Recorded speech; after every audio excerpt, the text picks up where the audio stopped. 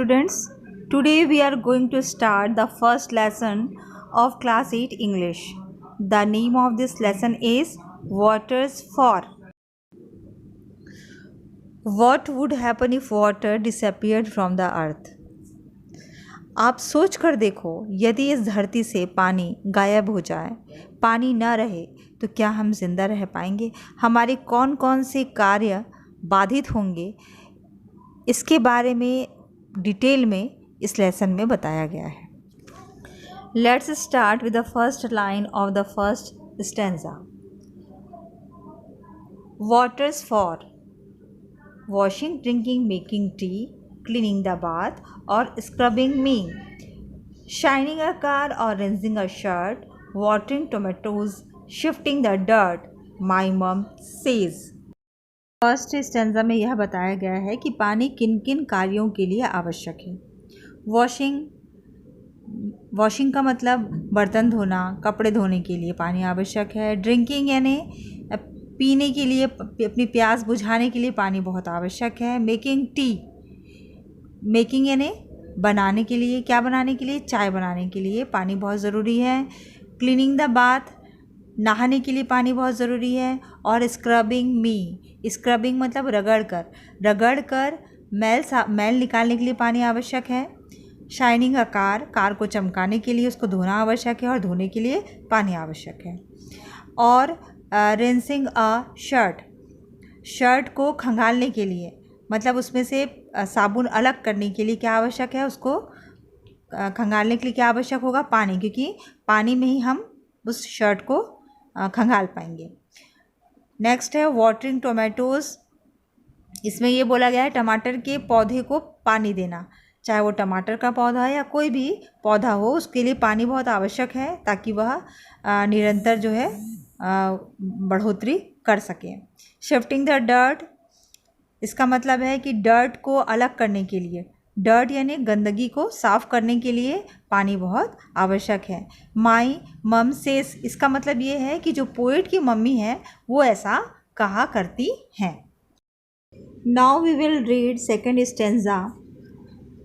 But I say paddling in valleys और just in feet, puddles are good but she's a treat, squirting at brothers, splashing dad, soaking my sister to make her mad, mixing with mud to bake a pie, spraying the dog or catching a fly, bath or puddle, sleet or rain, let's all play a water game.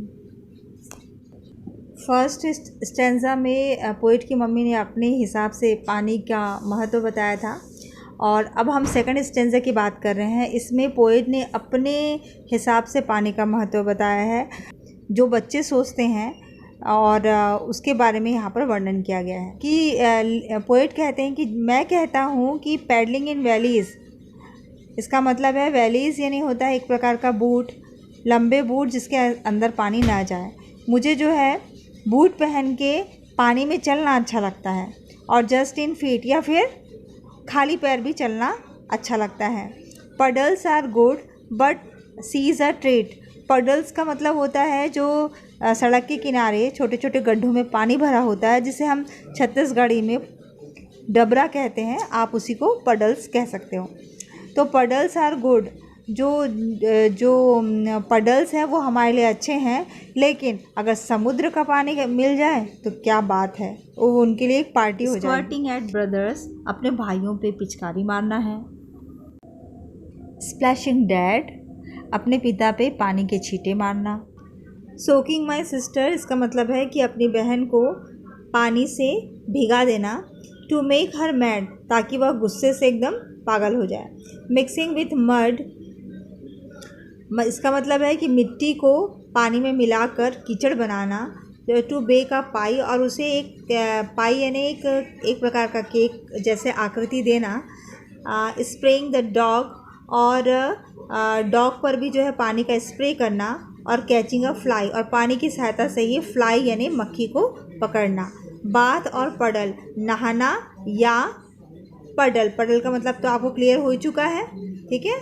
जो हमारा जो पोखर होता है जहाँ गड्ढे में पानी भरा होता है वही हमारा पडल है। तो चाहे नहाना हो चाहे वो गड्ढे में भरा पानी हो, दोनों ही बहुत अच्छा लगता है। स्लीट और रेन, स्लीट का मतलब ये है कि जब पानी के साथ बर्फ़ बारी होती है वो स्लीट कहलाता है। तो चाहे स्लीट हो चाहे पानी बस गिरे, रेन हो, वो दोनों में जो है बच्चों को बहुत अच्छा लगता है। Let's all play, let's all play, आओ सब खेलें, अ वाटर गेम, पानी का खेल। We have completed this poem students, try to complete all the back exercise yourself। कहने का मतलब है कि हमने यह लेसन पूरी तरीके से पढ़ चुके हैं और साथ ही जो हिंदी में अनुवाद भी हमको समझ में आ चुका है। अब आप पीछे जो अभ्यास के प्रश्न दिए गए हैं उन्हें अपने तरीके से बनाने का प्रयत्न कीजिए।